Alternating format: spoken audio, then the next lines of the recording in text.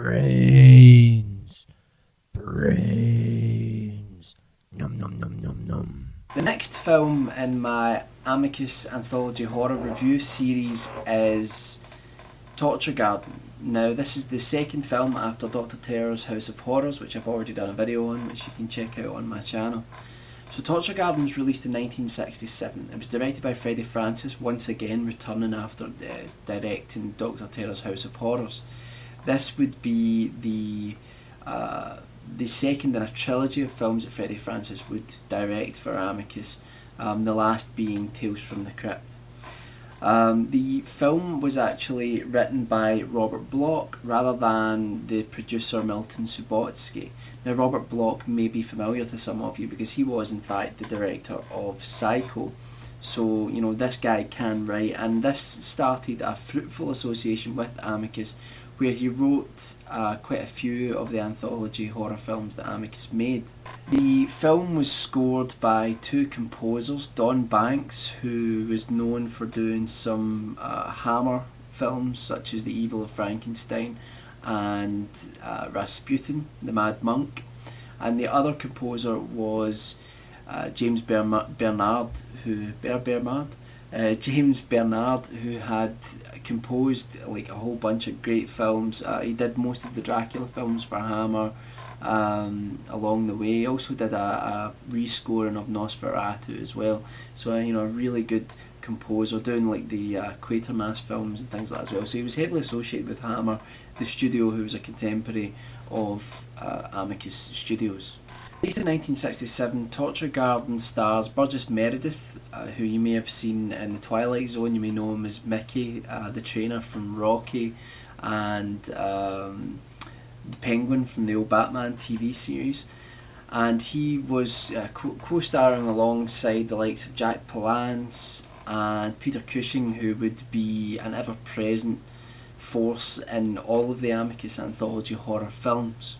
As with the other Amicus anthology horror films, this is an anthology horror film, and again that is a film that has a wraparound story which contains several shorter stories which you get to see play out. Now, in Dr. Terror's House of Horrors, the first anthology horror film by Amicus, the wraparound story was a group of men meeting on a train and having their fortune read by a fellow passenger. Now, in Torture Garden, it's probably one of the better wraparounds within the Amicus series. In Torture Garden, it takes place in a fairground, and Burgess Meredith plays a person called Dr. Diablo, who runs this sideshow where he has all these displays of like mannequins and props and outlining different ways of torturing people, and you know, gives a sort of hammy performance to the clientele, to people that pay to come in to watch this show. But once he finishes his show, he offers to those who stay behind the chance to see some real, genuine horror if they're all willing to pay £5 a piece each. And thankfully they all do agree, and they go out into the back of this attraction, and Burgess Meredith as Dr. Diablo then presents them with the chance to see their futures by staring into this display, this woman who is a goddess, who represents some sort of goddess, I can't remember exactly.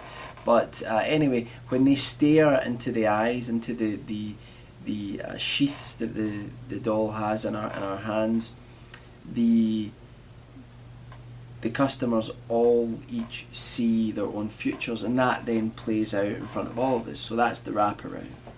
The first story stars Michael Bryant, who gives a really good performance in this one. This story follows a man who goes to visit his uncle who is dying and lives in this rather sort of large decadent house. Now, Michael Bryant's character goes to his uncle asking about his inheritance. His uncle then tells him that there is no inheritance and that all he wants is for his nephew to mend his ways, because Michael Bryant's character is in fact, I think, a bit of a cad, a gambler, a drinker, and his uncle wants to just see him as his only surviving relative, you know, to mend his ways and go on the straight and steady path. Now, Michael Bryant's character gets very angry about this because he states to his uncle, well, look, you've lived in this old big house, you don't work, you don't do anything, you must have a lot of money. People in the town that he's spoken to, where his uncle goes to pick up groceries and things like that, they claim that his uncle pays with these rather old gold coins, and Michael Bryant asks about where they are.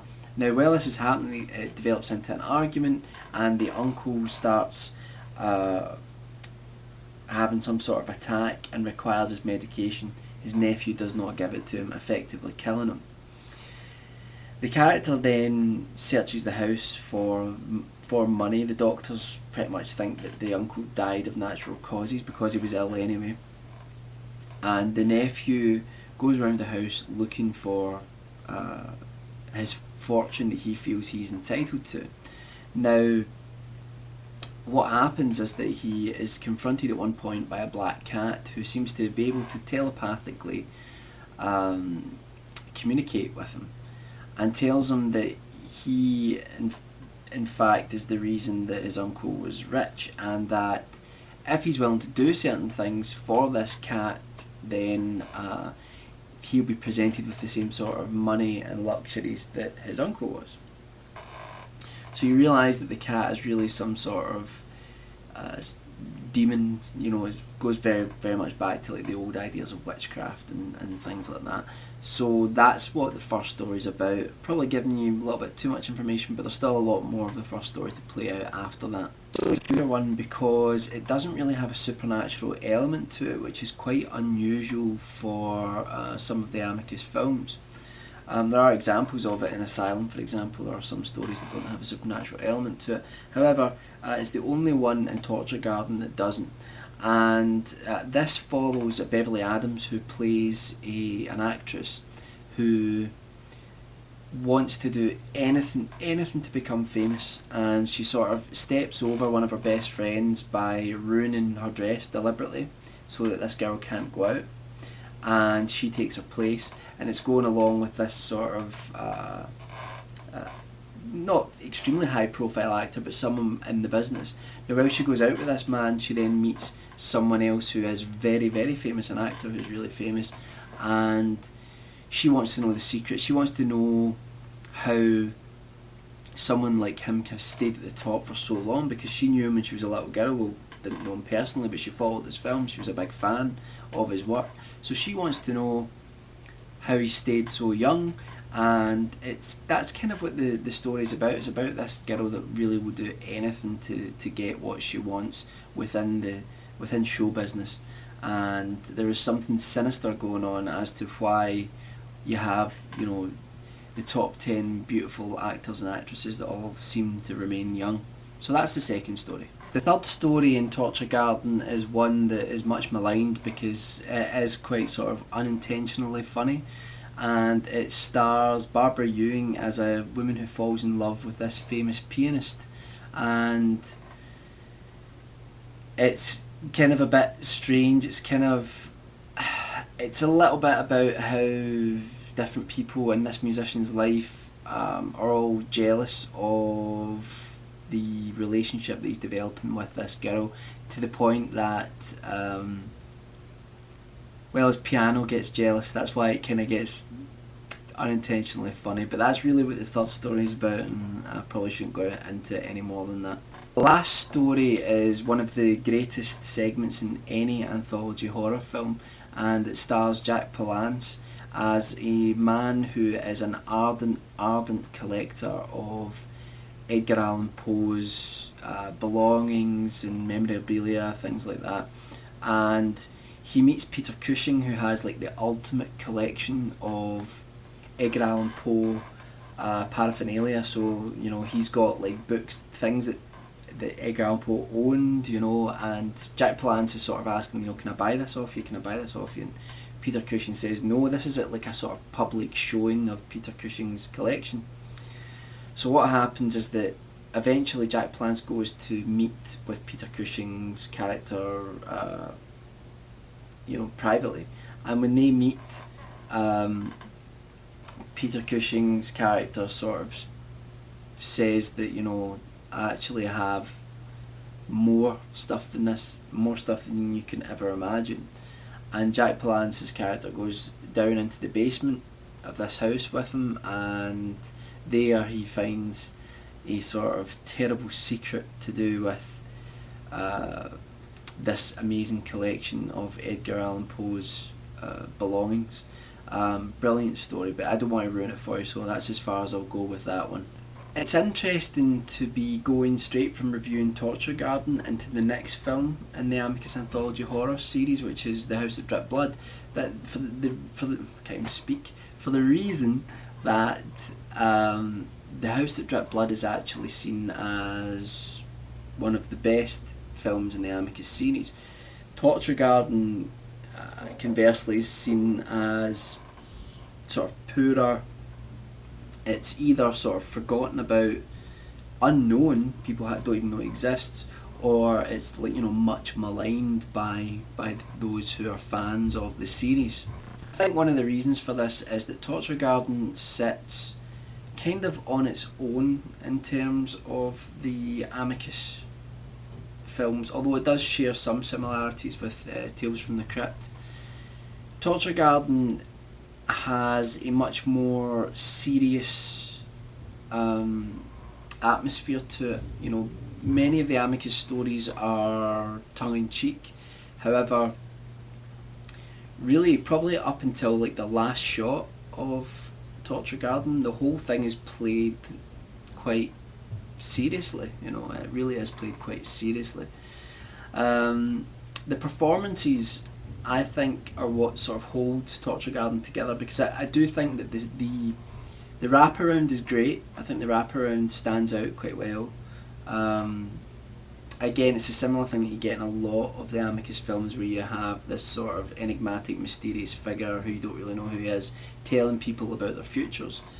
But I think the setting of the fairground, you know, really works well within the anthology horror genre. I think that the acting really holds it together. I think the performances are really great across the board. I don't think there's a weak performance in the film. You know, you've got Burgess Meredith, who's just like a phenomenal actor. I mean, he really, really is. And he gives this great sort of menacing, yet charismatic performance as Dr. Diablo, and he still sort of treads that line in places of, you know, is he just, you know, a carnival employee, you know, or, you know, does he just run this sideshow? Is that all he really does? I think that, you know, Michael Bryant is very good in his story, but I think the first story is, I think it's a little bit weak. I don't think it's great. It just didn't really capture me. It was interesting about the first story. If you remember, the first story was the one about the uncle. Is that it involves a cat, and it could be mistaken from coming from another anthology horror film called The Uncanny, which is often seen as an Amicus film, but it's not an Amicus film, where all the stories actually revolve around sort of the supernatural aspect of cats. Not the Broadway play, just cats. Terrible joke, sorry. I think Torture Garden's problem is that the first story is not brilliant. It's not really poor, but it doesn't really grab you, in my opinion. And then it's followed very quickly by two stories which are played to be serious, but, you know, it's difficult to sort of take them seriously. Especially the third story with the musician. It really does get to be farcical, and unlike a lot of other anthology horror films, it doesn't really have a sort of funny story. You know, it doesn't have a story that is supposed to be stupid. You know, it's supposed to be silly, it's supposed to be sort of kitsch. They're not really played like that. They're played with a much more serious tone. What saves the film is the last story with Jack Palance and Peter Cushing, who's, you know, an ever-present in Amicus films. The last story is absolutely superb, and the wraparound in general is very good as well. I think that the direction is very good. You know, Freddie Francis, who directed it, you know, he really creates some really striking images. I think there's a real great use of colour in this film, probably even more so than in Dr. Terror's House of Horrors, the previous film.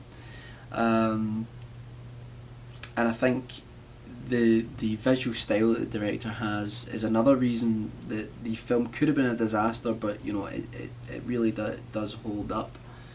I think what's interesting is that Robert Bloch wrote this, and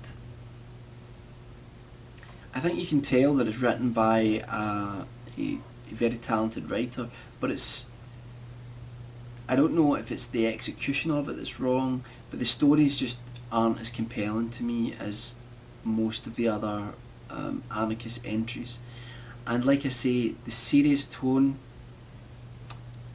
you know, one of the reasons I love Amicus films is because, you know, some of them are very creepy, you know, but they have that part of them which is, you know, a little wink at the camera, you know, a little nod to the camera saying, you know, it's only a movie, and I like that. But Torture Garden is the only one that doesn't really do it until the very, very last part of the film, where, much like Tales from the Crypt, a character talks to the audience, talks to the screen. Torture Garden, I would say, is again, I think it is much maligned. Do I think it's the worst Amicus film? I don't know. It's hard to tell whether it's the worst. Even the worst Amicus anthology horror film, though, is a good one, and I think Torture Garden, especially for the wraparound and for the last story, they are really, really worth it.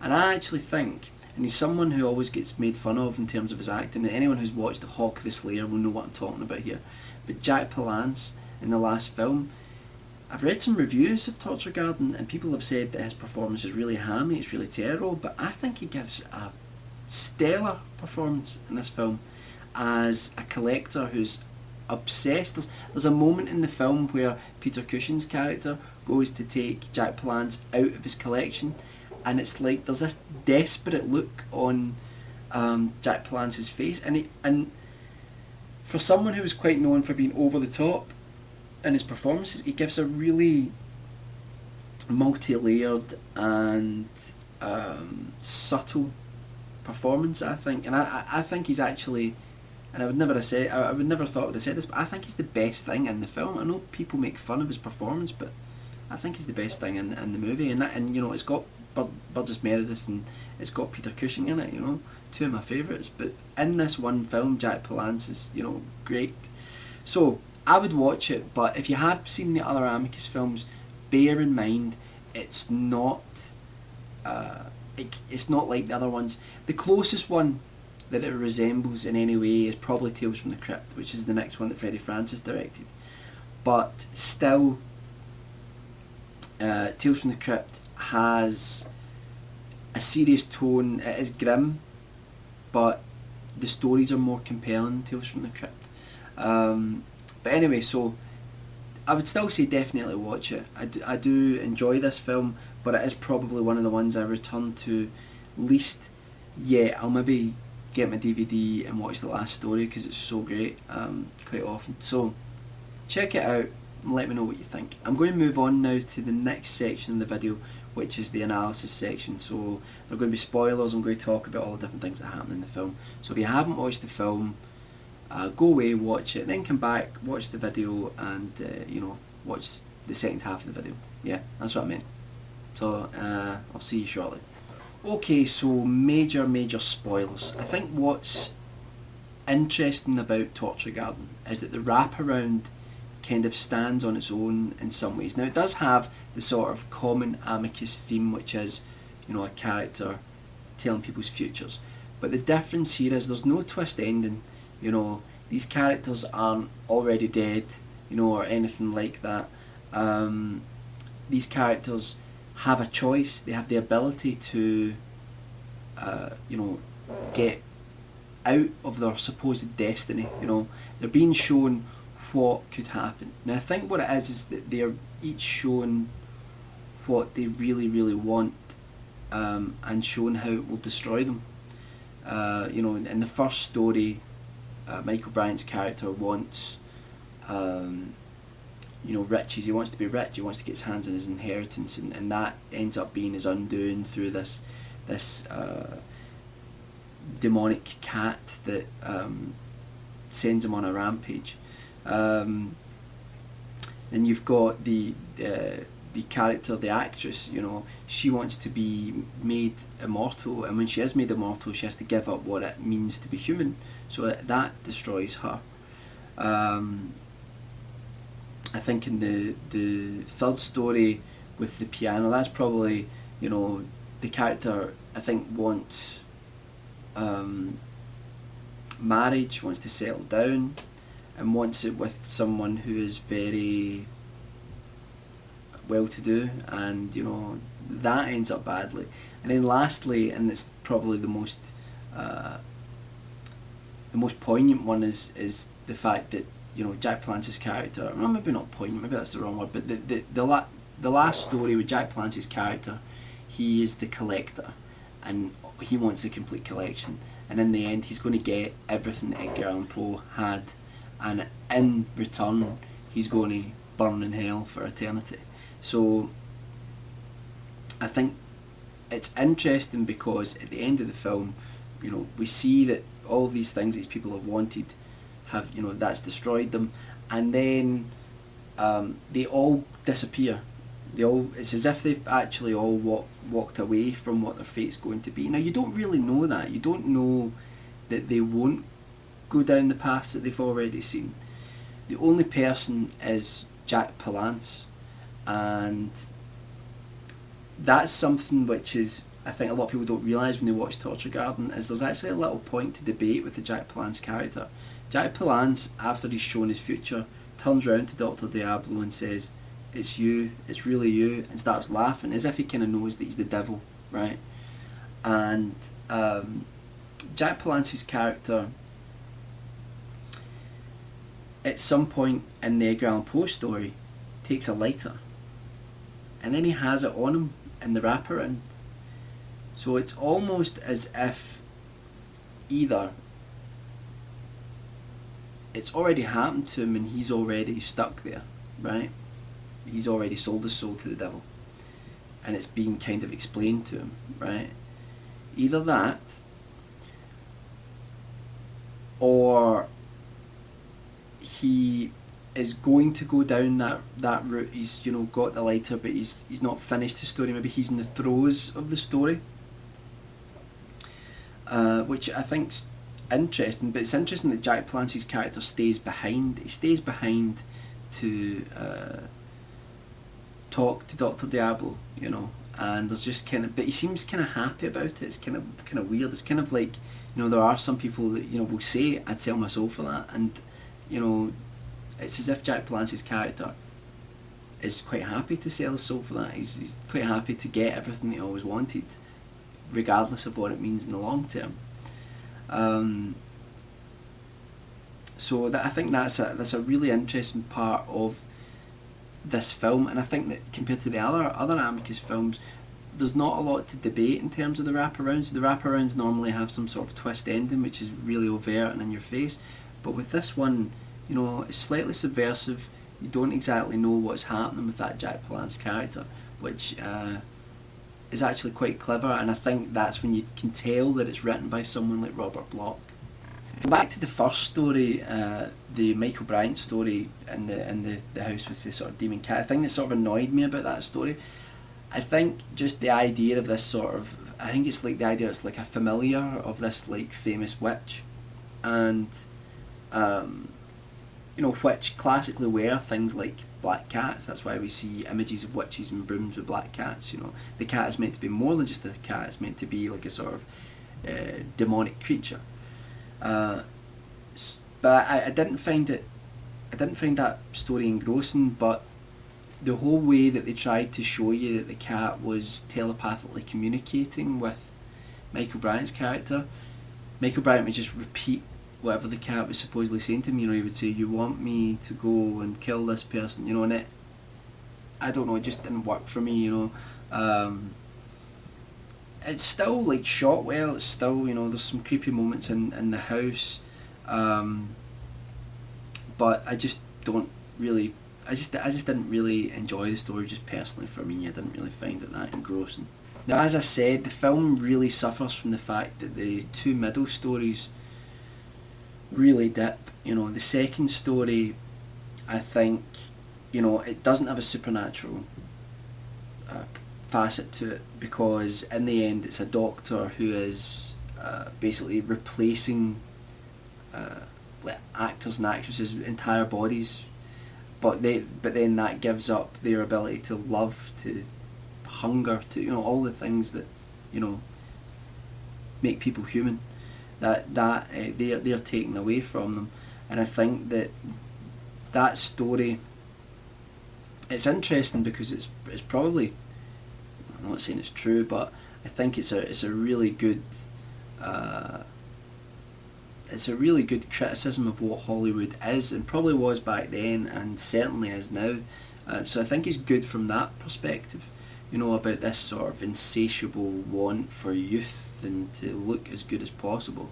You know, I think that's interesting, and the effects were quite, you know, decent enough. And that's the only thing I never understood is when the actress goes up to the famous actor and sort of touches his skin, the skin just rips away really easily, and you see the sort of metal exoskeleton, not exoskeleton, but the metal skeleton underneath the skin, which kind of reminded me of like Terminator or something like that. I know there's a Twilight Zone episode that Terminator was based on, which I think had something like that in it. So that was interesting, but overall the story isn't really that compelling. I don't think, and it's because it doesn't have a supernatural element to it. You know, the only other ones that don't have a supernatural element in the Amicus series tend to have some sort of like axe wielding maniac, like a sort of slasher film. So it just feels like it doesn't feel like it really belongs in a lot of ways. But the third story is, you know, people slag that story off. I think it just wasn't executed as well as it should have been. You know, this sort of possessed piano is quite laughable. You've really got to suspend your disbelief in quite a large way with it. But there's a little moment in there that I thought was really creepy, when the girl was in the apartment and she can hear the noises and things. I thought that was, you know, in the other room where the piano is. I thought that was creepy, but the story kind of, you know, it's you got to suspend your disbelief pretty well to enjoy it. I love Peter Cushing in the fourth story. You know, I mean, that's what I'm saying. But it's my surprise that Jack Palance, you know, stole the show. But Peter Cushing as the other collector is really, really incredible. Peter Cushing's just amazing at everything. What's interesting is that Jack Palance's character was initially supposed to be played by Christopher Lee, who was in Dr. Terror's House of Horrors, the previous film. And some people say, oh, it would have been much better. And normally I would agree with that, but I think Jack Palance's performance is stellar in this. I'd really love to hear you guys' thoughts on that, because if you watch this film, or if you have seen it, you know, what did you think of Jack Palance's performance? Because, like I say, people make fun of it, and I thought it was really great. I thought it was really, really good.